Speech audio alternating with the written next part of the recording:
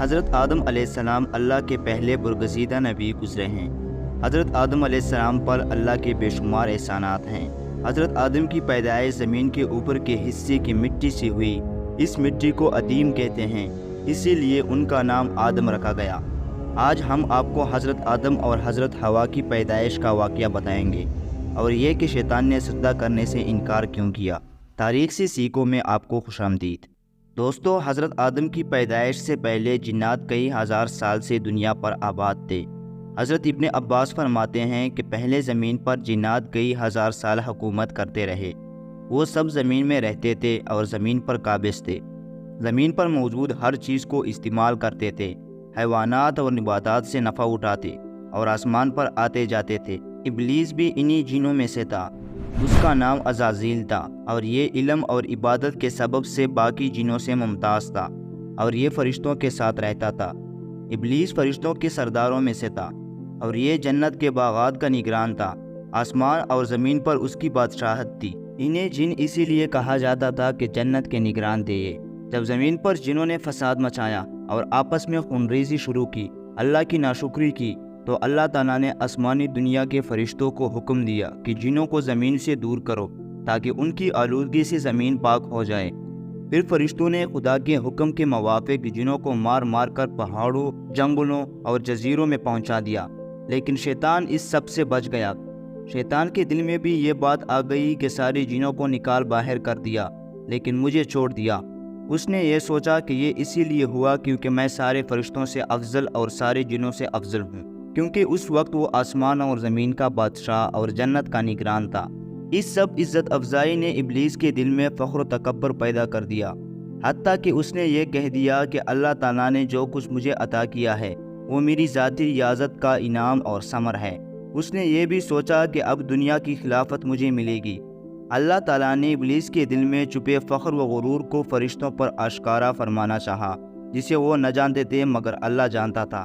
تو اللہ تعالیٰ نے حضرت آدم کی پیدائش سے پہلے ہی اپنے بڑے احسان کے ساتھ فرشتوں کی جماعت میں آدم علیہ السلام کا ذکر کیا۔ اللہ تعالیٰ نے فرشتوں سے کہا کہ میں زمین میں اپنا خلیفہ پیدا کرنے والا ہوں۔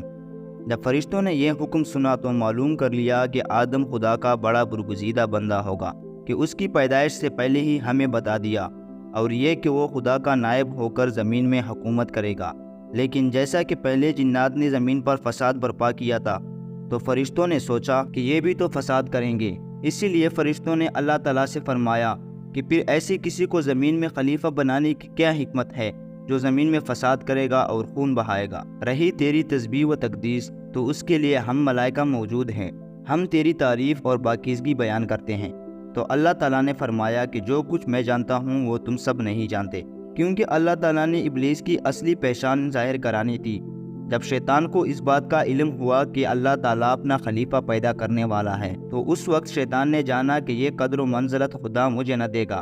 سب بندگی اور عبادت ریاکاری تھی، اور اب اس کے دل میں حسد جوش کر گیا۔ جب اللہ تعالیٰ نے حضرت آدم علیہ السلام کو پیدا کرنا چاہا تو حضرت جبرائیل علیہ السلام کو فرمایا کہ روئے زمین سے ہر رنگ کی مٹی، سفید، سرخ، سیاہ، شور، شیریں، نرم اور سخت میں سے ایک مشت خاک اٹھا کر لا کے میں ایک مخلوق پیدا کرتا ہوں۔ جب حضرت جبرائیل علیہ السلام زمین کے پاس گئے اور چاہا کہ ایک مشت خاک اٹھائے تو زمین نے پوچھا کس واسطے اتنی مٹی کم کرتا ہے؟ جبرائیل علیہ السلام نے جواب دیا کہ حق تعالیٰ اس سے ایک مخلوق پیدا کرے گا جو زمین پر رہیں گے، نیک ہوں گے اور بد بھی ہوں گے، عقاب اور ثواب ان کے واسطے ہوگا۔ پھر زمین نے عرض کی کہ میں اللہ تعالیٰ کی عزت کی پناہ پکڑتی ہوں کہ تم مجھ سے مٹی نہ اٹھا، کیونکہ کچھ لوگ نافرمانی کی وجہ سے جہنم میں جلیں گے۔ حضرت جبرائیل علیہ السلام زمین کی فریاد سن کر واپس چلے گئے اور عرض کی کہ الہی، زمین تیری عزت کی پناہ چاہتی ہے، میں تیرے نام کی عزت سے مٹی نہ اٹھا سکا۔ پھر حق تعالیٰ نے حضرت میکائیل علیہ السلام کو بھیجا، وہ بھی واپس آ گئے۔ پھر پروردگار عالم نے اسرافیل علیہ السلام کو بھیجا، وہ بھی اسی طرح خالی ہاتھ واپس آ گئے۔ پھر اللہ تعالیٰ نے حضرت اسرائیل علیہ السلام کو بھیجا، تو اسرائیل علیہ السلام نے زمین کی منت وزاری نہ سنی اور کہا کہ میں اللہ تعالیٰ کے حکم کو تیری منت وزاری پر نہیں چھوڑ سکتا، میں خدا تعالیٰ کا تابعدار ہوں۔ ملک الموت فرشتہ مٹی لے کر واپس آ گیا۔ پھر پروردگار عالم نے روحوں کے قبض کرنے کا کام اسی کے سپرد کر دیا۔ پھر اللہ تعالیٰ نے فرمایا کہ اس مٹی کو جہاں پر آج کعبہ مکرمہ ہے وہاں رکھو۔ پھر 40 دن اس پر بارش برسائی، 39 دن غم کی بارش اور 1 دن خوشی کی بارش برسائی گئی۔ اسی واسطے ہر آدمی اکثر رنج و غم، فکر و اندیشہ میں مبتلا رہتا ہے اور خوشی بہت کم ہوتی ہے۔ فرشتوں نے خدا کے حکم کے مطابق اسی خاک کا گارا بنایا، پھر وہ کیچڑ خشک کیا گیا جیسا کہ کمہار برتن خشک کرتا ہے، پھر وہ برتن آواز کرتا ہے۔ پھر اس گارے کو خدا کے حکم سے وادی نعمان جو مکہ اور طائف کے راستے میں عرفات سے متصل ہے لے جا کر فرشتوں نے ڈالا۔ پھر حق تعالیٰ نے اپنے دست قدرت سے اس گارے سے حضرت آدم علیہ السلام کا خوبصورت قالب بنایا۔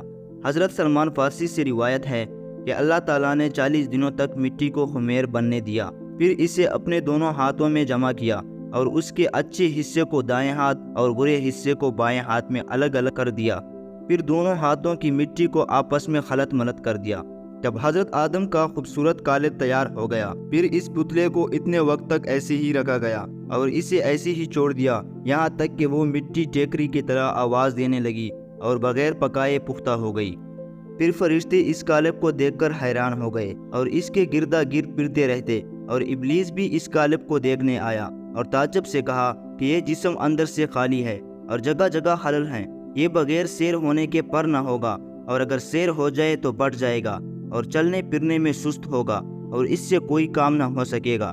مگر جب سینہ بائیں طرف سے دیکھا تو کہنے لگا کہ یہ حجرہ بغیر دروازے کے ہے، میں نہیں جانتا کہ اس میں کیا چیز پوشیدہ ہے، شاید یہ وہی لطیفہ ربانی ہو کہ جس کے سبب سے خلافت کا استحقاق حاصل کرے۔ اس کے بعد جب اللہ تعالیٰ نے آدم کے پتلے میں روح پھونکنے کا ارادہ فرمایا تو فرشتوں سے کہا کہ جب میں اس کے اندر روح پھونک دوں تو تم اس کے سامنے سجدے میں گر پڑنا۔ پھر اللہ تعالیٰ نے روح کو داخل ہونے کا حکم دیا اور فرمایا داخل ہو جا اے روح اس بدن میں۔ جب روح اللہ تعالیٰ کے حکم سے سر کی طرف سے داخل ہوئی تو جہاں جہاں تک روح پہنچی گئی وہ خاکی بدن جو ٹیکری کی طرح تھا گوشت پوست اور ہڈی سے بدلتا گیا۔ جب روح سینہ تک پہنچی تو حضرت آدم علیہ السلام نے اٹھنے کا ارادہ کیا تو وہیں زمین پر گر گئے، تو اللہ تعالیٰ نے فرمایا کہ انسان جلد باز پیدا کیا گیا ہے۔ پھر اسی حالت میں آدم علیہ السلام کو چھینک گئی تو الہام الہی سے آدم علیہ السلام نے کہا الحمدللہ۔ اس کے جواب میں پروردگار عالم نے فرمایا یرحمک اللہ، یعنی تیرے پر اللہ تعالیٰ رحم کرے۔ اس کے بعد حکم الہی سے ایک فرشتہ بہشت سے ایک مرد سا جوڑا لایا اور آدم علیہ السلام کو خلعت الہی سے مشرف و مکرم کیا اور عزت سے تخت پر بٹھایا۔ وہ جمعۃ المبارک کا دن تھا۔ پھر اس کے بعد تمام فرشتوں نے سجدہ کیا۔ سب سے پہلے حضرت اسرافیل علیہ السلام نے سجدہ کیا، پھر اس کے بعد تمام فرشتوں نے سجدہ کیا، مگر شیطان نے سجدہ کرنے سے انکار کیا اور تکبر کیا اور کافروں میں سے ہو گیا۔ اس کا تکبر اور دل کے اندر حسد سب کے سامنے اللہ تعالیٰ نے ظاہر کر دیا۔ پھر اللہ تعالیٰ نے ابلیس سے پوچھا کہ جس چیز کو میں نے اپنے دست قدرت سے بنایا ہے، اس کو سجدہ کرنے سے تجھے کس چیز نے روکا ہے؟ ابلیس نے جواب دیا کہ میں آدم سے بہتر ہوں، مجھے آگ سے پیدا کیا گیا ہے اور اس کو کیچڑ سے پیدا کیا گیا ہے، میں اس سے بڑا بھی ہوں، عمر والا بھی ہوں، میں اس سے قوی اور مضبوط بھی ہوں، لہٰذا مجھے لائق نہیں کہ میں بشر کو سجدہ کروں جسے آپ نے مٹی سے پیدا کیا ہے۔ اللہ تعالیٰ نے ارشاد فرمایا یہاں سے اتر اور نکل جا، تیرے لیے تکبر مناسب نہ تھا، اب تو ذلیل و خوار ہو گیا۔ شیطان سے اس کے سارے عہدے چھین لیے گئے اور جنت سے نکلوا دیا اور اس پر قیامت تک لعنت بھیج دی گئی۔ شیطان نے اللہ تعالیٰ سے کہا اے میرے رب، مجھے ڈھیل دے اس دن تک کہ اٹھائے جائیں مردے، یعنی موت کی سختی مجھے نہ ہو، کیونکہ یہ سیاست تھی کہ موت کی تکلیف سے بچا رہوں گا۔ لیکن پروردگار عالم نے فرمایا بے شک تو ڈھیل دیے گئوں سے ہے، ایک وقت معلوم تک، یعنی جہان کے فانی ہونے تک۔ جب اللہ تعالیٰ نے وعدہ فرما دیا تو شیطان نے اپنے دل کی حسد ظاہر کر دی۔ اس نے کہا بس قسم ہے تیری عزت کی کہ گمراہ کروں گا میں سب کو مگر تیرے خالص بندے، یعنی جن پر رحمت شامل ہو وہ بچ جائیں گے۔ تو اللہ تعالیٰ نے اس کے جواب میں فرمایا میں سچ کہتا ہوں اور میں ہمیشہ سچ کہا کرتا ہوں، بے شک بھر دوں گا دوزخ کو تجھ سے اور تیرے تابعداروں سے سب اکٹھے۔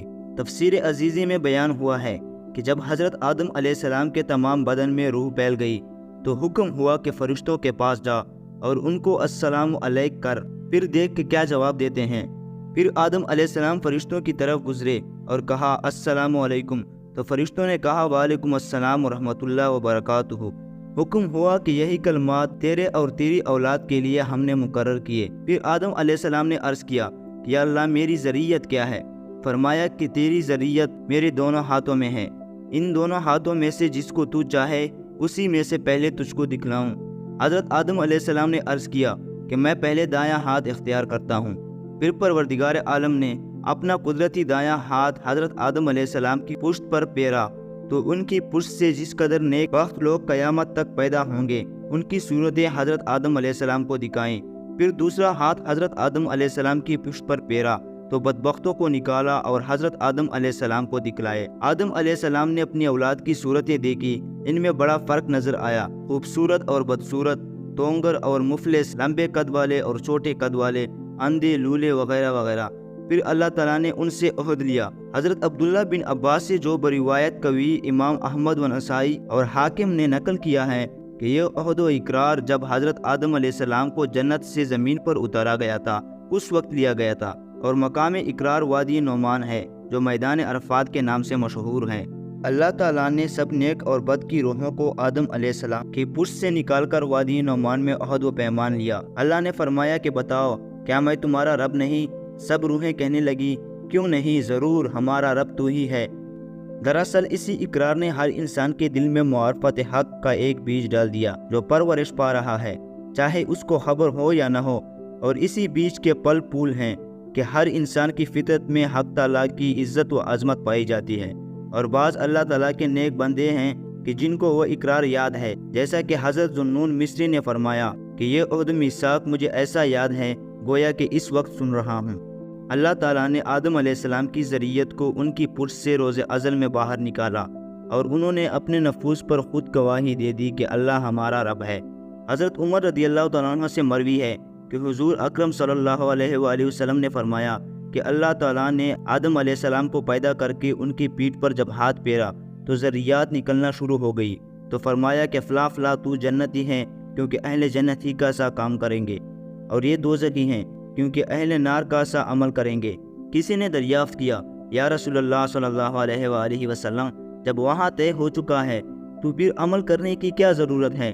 فرمایا اللہ کا وہی بندہ جنت کے لیے پیدا کیا گیا جس کے عمل جنتیوں کے ہوں گے، اور دوزخی وہی ہے جو دوزخیوں کے کام کرے اور اسی عمل پر قبل از توبہ دم ٹوٹے۔ تخلیق آدم کے بعد آپ کو تمام کائنات سے روشناس کرایا گیا، کیونکہ جب تک ان کو تمام اشیاء کا اور ان کے خواص کا علم نہ دیا جاتا تو وہ زمین کی نیابت و خلافت کا فریضہ ادا نہیں کر سکتے تھے۔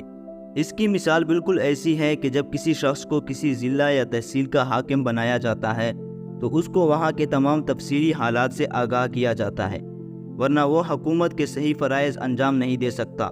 اسی طرح حق تعالیٰ نے بھی کائنات کی تمام اشیاء اور ان کے خواص حضرت آدم علیہ السلام کو تعلیم فرمائی۔ اللہ تعالیٰ نے حضرت آدم علیہ السلام کو ہر چیز کے نام، یہاں تک کہ پیالہ اور پیالی، اونٹ اور بیل اور بکری تک کے نام آپ کو سکھائے۔ اللہ نے اس کے بعد وہ چیزیں فرشتوں کو دکھلا کر ان کے نام ان سے دریافت کیے تو انہوں نے اپنے عجز کا اعتراف کیا، کیونکہ نہ وہ اس خدمت کے اہل تھے اور نہ وہ بشری ضروریات سے واقف تھے، اور نہ ان کو اس قسم کی چیزیں بتائی گئی تھی، اسی لیے ان کو سوائے لا علم لنا کہنے کے اور کوئی چارہ کار نہ تھا۔ فرشتوں نے کہا کہ آپ کی ذات پاک ہے، ہمیں نہیں معلوم مگر اس قدر جتنا آپ نے ہمیں سکھایا ہے، بلا شبہ آپ بڑے علم والے اور حکمت والے ہیں۔ پھر اس کے بعد حضرت آدم علیہ السلام کو مخاطب کر کے کہا کہ تم ان کے نام بتاؤ، چنانچہ انہوں نے تمام چیزوں کے نام و خواص بتانا شروع کر دیے۔ اس سے محض حضرت آدم علیہ السلام کی تعلیمی قابلیت کا اظہار تھا، ورنہ ظاہر ہے کہ فرشتوں میں سب باتوں کے سمجھنے کی قابلیت ہی کہاں تھی، جن میں استعداد خیر و شر نہ ہو اور جو انسانی طبیعت کے خوگر نہ ہوں، خواہ وہ جنات ہوں یا فرشتے، نہ وہ نیابت و خلافت کے اہل ہو سکتے ہیں۔ فرشتوں میں تو شر کی صلاحیت ہی نہیں، البتہ جنات میں خیر کی صلاحیت تو ہے، مگر ان میں شر کا اس قدر غلبہ ہے کہ ان میں خیر کی صلاحیت بہت کمزور اور ضعیف ہے، لہٰذا انسان ہی اس کا اہل تھا اور اسی کو ہر چیز کا علم دیا گیا۔ نیز اس واقعے سے عالم کی آبد پر فضیلت بھی ظاہر ہو گئی۔ پھر اس کے بعد اللہ تعالیٰ نے حضرت آدم علیہ السلام کو جنت میں داخل کیا۔ حضرت آدم علیہ السلام جنت میں رہنے لگے، لیکن وہاں پر ان کے ساتھ کوئی دوست یا ساتھی نہیں تھا، تو وہ تنہائی محسوس کرنے لگے۔ انہیں کسی ایسے ہمسر کی ضرورت تھی جس سے وہ سکون حاصل کر سکتے۔ پھر ایک رات ان پر اونگ ڈال دی گئی اور وہ گہری نیند میں سو گئے۔ فرشتوں نے حضرت آدم کی نیند میں ہی بائیں پسلی کو چیر کر حضرت حوا کو اللہ تعالیٰ کے حکم سے نکالا، پھر پسلی کو سی دیا اور حضرت آدم علیہ السلام کو خبر بھی نہ ہوئی۔ جب وہ صبح بیدار ہوئے تو اپنے سرہانے ایک عورت کھڑی دیکھی جس کو اللہ تعالیٰ نے ان کی پسلی سے پیدا فرمایا تھا۔ اپنے گوشت اور خون کی وجہ سے انس اور محبت پیدا ہو گئی۔ حضرت آدم علیہ السلام نے اس عورت سے پوچھا کہ تم کون ہو؟ وہ کہنے لگی میں عورت ہوں۔ آدم نے پوچھا کہ کس لیے پیدا کی گئی ہو؟ کہنے لگی تاکہ تو مجھ سے سکون حاصل کرے۔ پھر فرشتے اس عورت کو دیکھنے آئے تو حضرت آدم سے پوچھا کہ اس کا نام کیا ہے؟ آدم علیہ السلام نے جواب دیا کہ ہوا۔ فرشتوں نے متعجب ہو کر پوچھا کہ یہ نام کیوں رکھا ہے؟ حضرت آدم علیہ السلام نے جواب دیا کہ یہ زندہ آدم سے پیدا ہوئی ہے۔ پھر اللہ کے حکم سے فرشتوں نے حضرت آدم علیہ السلام سے جناب سرور عالم صلی اللہ علیہ وآلہ وسلم پر 10 دفعہ درود شریف پڑھایا، اور اللہ نے بی بی ہوا کو آدم کی نکاح میں دے دیا۔ یہ درود بی بی ہوا کے مہر میں پڑھائی تھی۔ پھر اللہ تعالیٰ نے حضرت آدم اور بی بی ہوا کی رہائش کے واسطے جنت میں رہنے کا حکم دیا۔ اللہ تعالیٰ نے آدم سے کہا کہ تم اور تمہاری بیوی جنت میں رہو، جہاں سے چاہو بافراغت کھاؤ اور اطمینان سے رہو، فقط ایک درخت کے قریب بھی نہ جاؤ ورنہ تم ظالموں میں سے ہو جاؤ گے۔ یہ ایک امتحان تھا حضرت آدم علیہ السلام کا، لیکن پھر کیا ہوا؟ وہ اس امتحان میں کامیاب ہو گئے یا نہیں؟ حضرت آدم اور بی بی ہوا کو شیطان نے ورغلا کر کیسے جنت سے نکالا، اور پھر وہ دونوں زمین میں کیسے آباد ہو گئے؟ یہ سب ہم آپ کو اگلی ویڈیو میں بتائیں گے۔ امید کرتا ہوں آپ ہماری ویڈیو کو دل سے لائک کریں گے اور دوستوں کے ساتھ شیئر کریں گے۔ ملتے ہیں ایک نئے شاندار ویڈیو میں۔